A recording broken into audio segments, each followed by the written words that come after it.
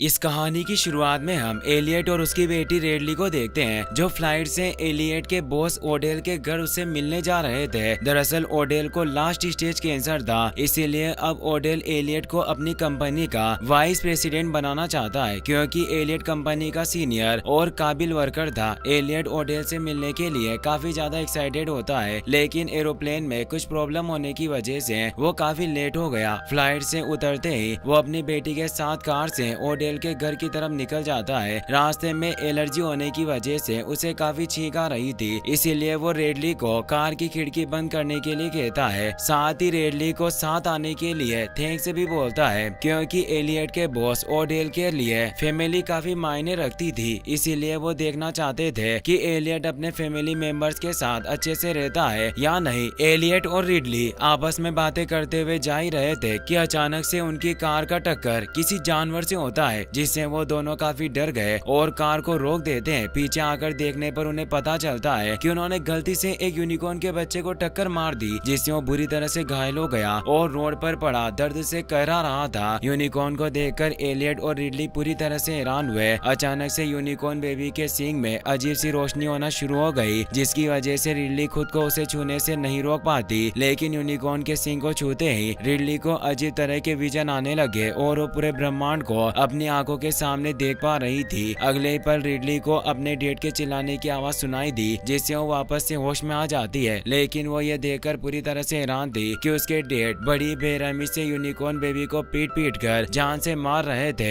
Elliott कोई भी सबूत नहीं छोड़ना चाहता था, क्योंकि इससे वो काफी प्रॉब्लम में पड़ सकते थे। वो यूनिकॉर्न बेबी के डेड बॉडी को अपने साथ ले जाता है। जल्दी एलियट रिडली के साथ अपने बॉस ओडेल के घर पहुंच गया, जहां पर उनकी मुलाकात ओडेल के बेटे शेफर्ड और वाइफ बेलिंडा से होती है। एलियट से मिलकर ओडेल पूछता है कि यहाँ आने में कोई प्रॉब्लम तो नहीं हुई या रास्ते में कुछ दिखा। इस पर एलियट ना में जवाब देता है और ओडेल से कहता है कि यहाँ आने में कोई प्रॉब्लम नहीं हुई। अब रिडली को उसका कमरा दिखा दिया जाता है, और जब रिडली वॉशरूम में अपने चेहरे पर लगे यूनिकॉर्न बेबी के ब्लड के छींटों को साफ कर रही होती है, तो ये देखकर पूरी तरह से हैरान थी कि यूनिकॉर्न के ब्लड की वजह से अब उसके चेहरे के पिंपल पूरी तरीके से ठीक हो गए। वहीं दूसरी तरफ एलियट जब अपने बॉस ओडेल को अपने बिजनेस प्लान दिखा रहा होता है, तो आश्चर्यजनक रूप से चश्मे में उसे कुछ भी दिखाई नहीं देता, और चश्मा हटाते ही उसे सब कुछ साफ साफ दिखाई देने लगता है। एलियट इस बात पर ज्यादा ध्यान नहीं देता और अपने प्लान बताना जारी रखता है। अब एलियट जब अपने प्लान को अप्रूव करने के लिए ओडेल के सिग्नेचर लेने जाता है, तो साफ साफ मना कर देते हैं, क्योंकि वो इस प्रोसेस को धीरे धीरे आगे बढ़ाना चाहते थे और एलियट और उसकी फैमिली को समझाना चाहते थे। इसके बाद हम कार के अंदर यूनिकॉर्न बेबी को देखते हैं, जो अब वापस से जिंदा हो रहा था। रिडली को जब इसके बारे में पता चलता है, तो एलियट को बताती है, लेकिन एलियट इस बात पर ज्यादा ध्यान नहीं देता, क्योंकि वो अपने बॉस से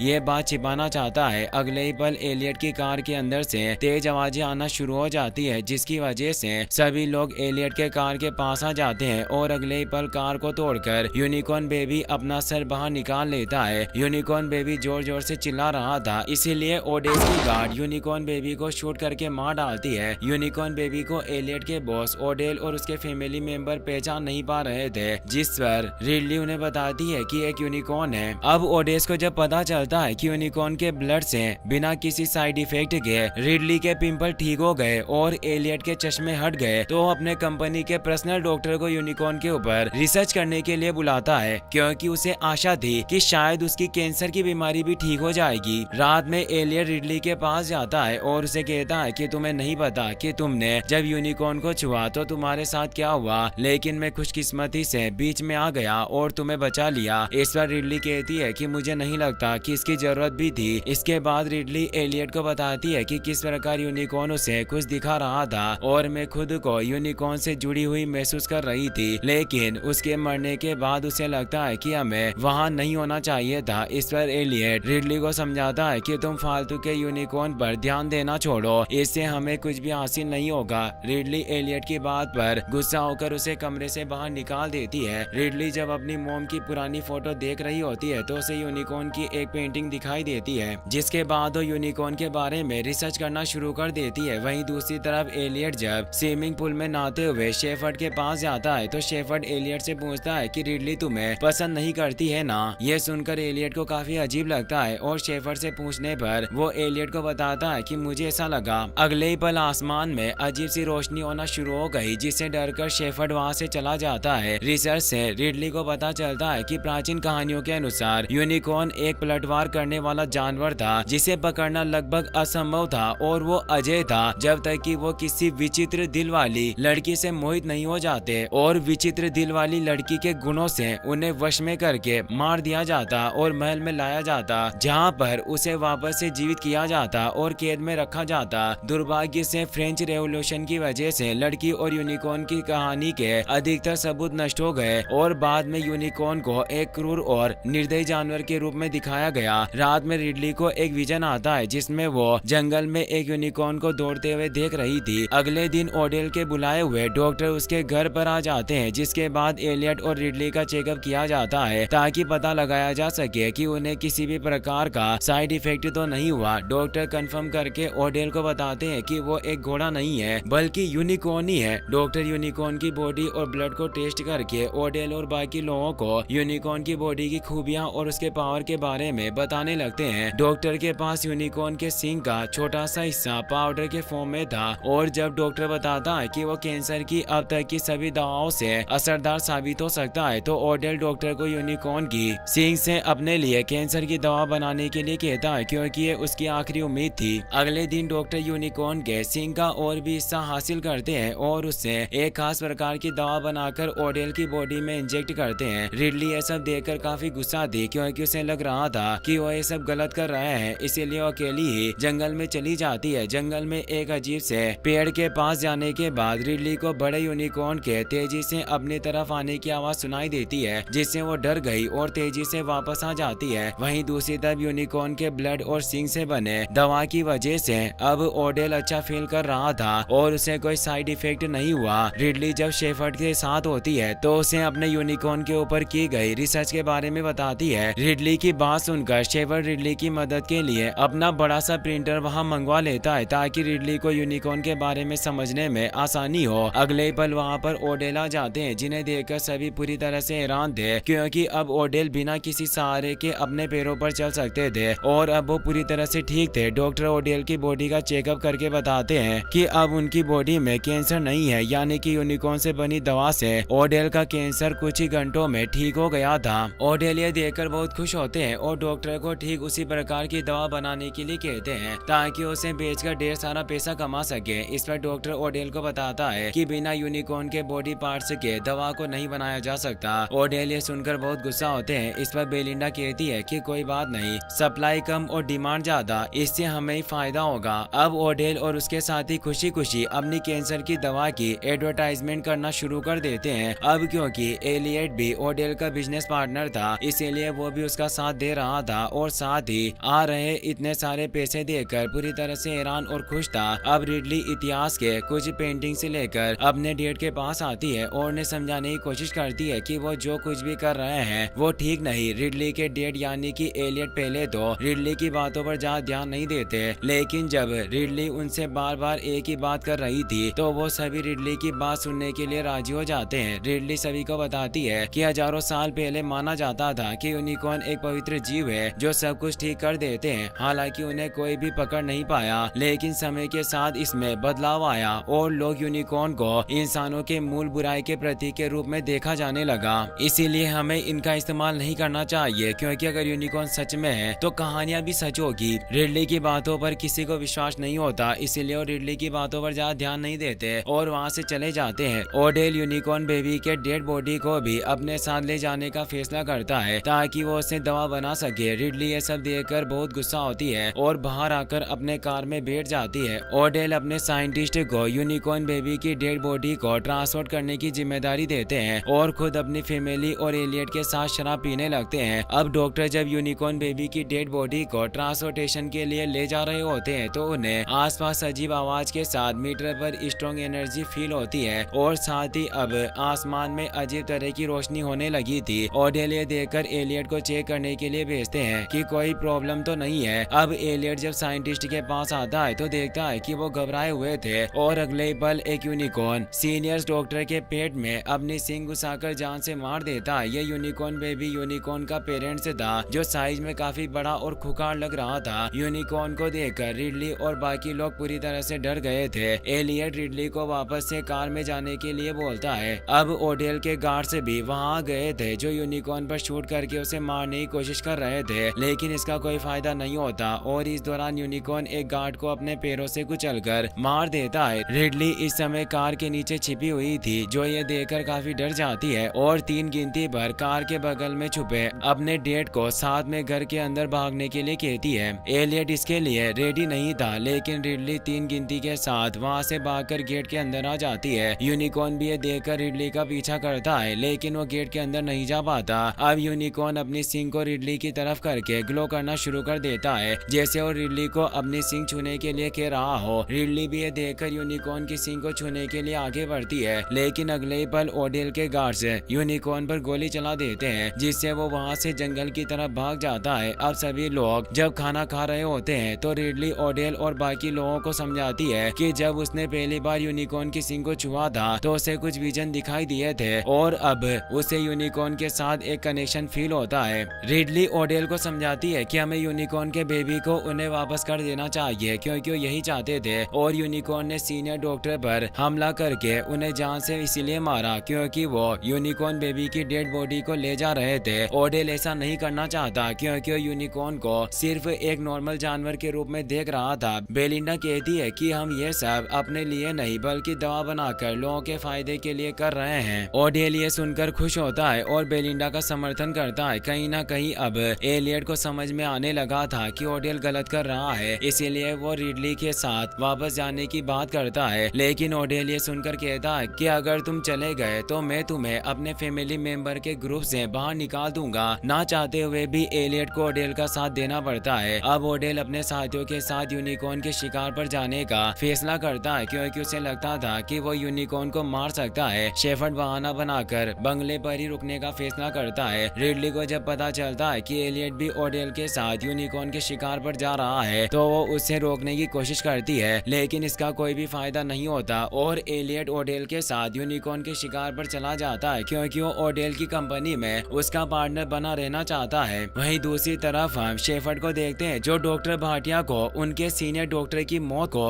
बेकार न जाने देने के लिए उनके रिसर्च को आगे बढ़ाने के लिए कहता है और खुद यूनिकॉर्न के सींग के हिस्सों को किसी ड्रग्स की तरह इस्तेमाल करता है। अगले सीन में हम रिडली को देखते हैं जिसे पता चल जाता है कि यूनिकॉर्न अपने जख्मों को खुद से हील कर सकते हैं, जिसकी वजह से वो कई बार मरकर भी जिंदा हो जाते हैं। डॉक्टर भाटिया को भी अब ये बात समझ में आ गई थी कि यूनिकॉर्न पूरी तरह से कभी भी नहीं मरते। रिडली ये जानने के बाद अपने डेड एलियट को कॉल करती है, लेकिन एलियट रिडली का कॉल रिसीव नहीं कर पाता। एलियट अब ओडेल और बाकी लोगों के साथ यूनिकॉर्न के काफी करीब पहुंच गया था और इस समय यूनिकॉर्न की सींग से तेज रोशनी निकल रही थी। एलियट सभी को वापस चलने के लिए कहता है, लेकिन वो एलियट की बातों पर ज्यादा ध्यान नहीं देते। अब यूनिकॉर्न जंगल में कहीं गायब हो जाता है और चारों तरफ अंधेरा छा जाता है। अगले पल यूनिकॉर्न अचानक से सामने आता है और ओडेल की पर्सनल बॉडी गार्ड को जान से मार देता है। सभी लोग ये देखकर डर गए क्योंकि अब यूनिकॉर्न एक एक करके उन्हें मार रहा था। ओडेल और एलियट को जल्दी समझ आ जाता है कि वो ज्यादा देर तक यूनिकॉर्न के सामने टिक नहीं सकते, इसीलिए वो सभी अपनी जान बचाकर वापस से घर की तरफ भागते हैं, लेकिन उनका पीछा करते हुए अब यूनिकॉर्न भी वहां गया था। एलियट और बाकी लोग तो अब कमरे के अंदर आ गए थे, लेकिन ओडेल अभी भी बाहर खड़ा था जहां पर उसके आगे पीछे 2 खूंखार यूनिकॉर्न खड़े थे जो बेबी यूनिकॉर्न के पेरेंट्स थे। ओडेल ये देखकर यूनिकॉर्न के सिंग को छूकर उसे कंट्रोल करने की कोशिश करता है, लेकिन इसका कोई भी फायदा नहीं होता क्योंकि अगले पल यूनिकॉर्न अपने सिंग को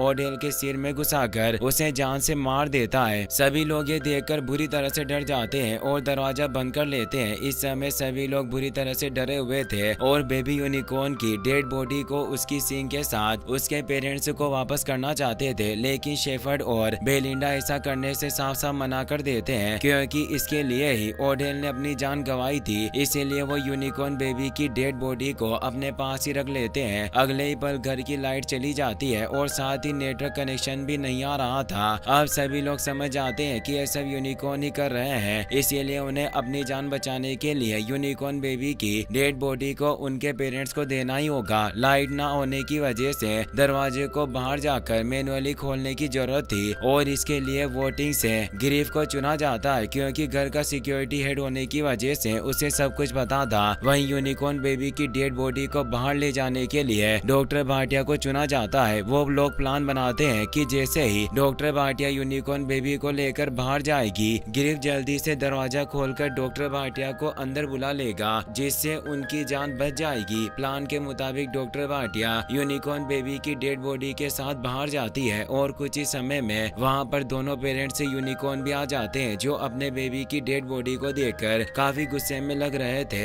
गिरीफ अब किसी तरह जल्दी से दरवाजा खोल लेता है, लेकिन डॉक्टर भाटिया समय रहते ही अंदर नहीं आ पाती और दोनों यूनिकॉर्न मिलकर डॉक्टर भाटिया को बहुत ही बुरी तरह से जान से मार देते हैं। गिरीफ मौका पाकर वहां से भाग जाता है। सभी लोग ये देखकर डर जाते हैं और दरवाजा बंद कर लेते हैं। अब शेफर्ड सभी को बताता है कि रिडली ही अब हमारी जान बचा सकती है, लेकिन कोई भी शेफर्ड की बात पर ध्यान नहीं देता। शेफर्ड अब एक बार फिर से यूनिकॉर्न की सींग को ड्रग्स के रूप में ले लेता है, जिसे देखकर उसकी मॉम काफी परेशान थी। अब एलियट सभी को बताता है कि हमें किसी भी तरह यहाँ से निकलना होगा, क्योंकि जिंदा रहने का सिर्फ यही एक तरीका है। अब इससे पहले कि वो लोग वहाँ से निकल पाते, वहाँ पर यूनिकॉर्न आ जाते हैं, जो अब दरवाजा तोड़कर अंदर आ गए थे और उनके ऊपर हमला करना शुरू कर देते हैं। रिडली अपने पिता एलियट और शेफर्ड अपनी मॉम के साथ यूनिकॉर्न से जान बचाकर भागता है और वो सभी घर में छुप जाते हैं, जहाँ पर यूनिकॉर्न उन्हें ढूंढ रहे थे। शेफर्ड को आइडिया आता है कि वो अपने डेड के ऑक्सीजन सिलेंडर में ब्लास्ट करके यूनिकॉर्न को जान से मार सकता है। वहीं दूसरी तरफ रिडली एलियट के साथ कमरे में छुपी होती है, जहाँ पर एलियट रिडली को यूनिकॉर्न का सींग दिखाता है, जिसे उसने छिपा कर रखा था।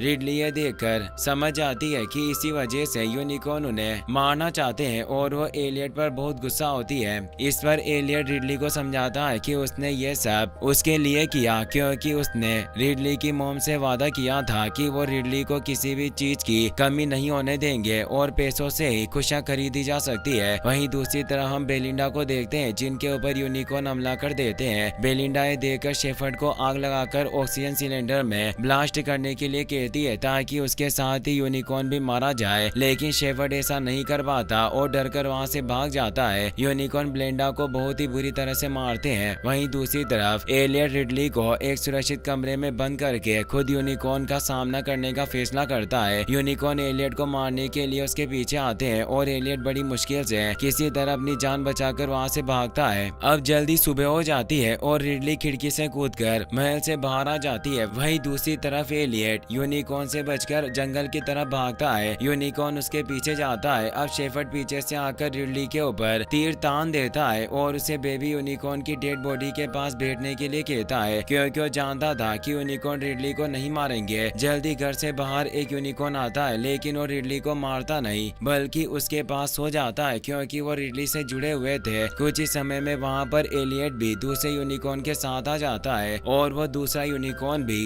पहले वाले की तरह रिडली के सामने सो जाता है। शेफर्ड ये देखकर दोनों यूनिकॉर्न का पैर बांध देता है, क्योंकि अब वो उन दोनों को अपना पालतू बनाना चाहता था। एलियट ये देखकर समझ जाता है कि शेफर्ड के विचार ठीक नहीं है, इसीलिए वो यूनिकॉर्न की सींग से शेफर्ड पर हमला करके उसे जान से मार देता है, लेकिन इस दौरान वो खुद भी घायल हो गया था। रिडली ये देखकर बहुत दुखी होती है, लेकिन अगले ही पल दोनों यूनिकॉर्न अपनी जादुई शक्तियों की मदद से अपने बेबी और एलियट को पूरी तरह से ठीक कर देते हैं। रिडली ये देखकर बहुत खुश होती है। दोनों यूनिकॉर्न भी अब ब्लैक से व्हाइट हो गए थे, जो इस बात का सबूत था कि अब वो दोनों पूरी तरह से नॉर्मल है। रिडली अपने डेड से मिलकर बहुत खुश होती है और इसके बाद वो दोनों कार से अपने घर की तरफ निकल पड़ते हैं। रास्ते में यूनिकॉर्न भी अपनी बेबी के साथ एलियट और रिडली की कार के साथ दौड़ रहे थे, जो देखकर रिडली और एलियट बहुत खुश होते हैं। इसी के साथ ये मूवी यहीं पर खत्म हो जाती है। वीडियो पसंद आया हो तो अपने दोस्तों के साथ शेयर करना।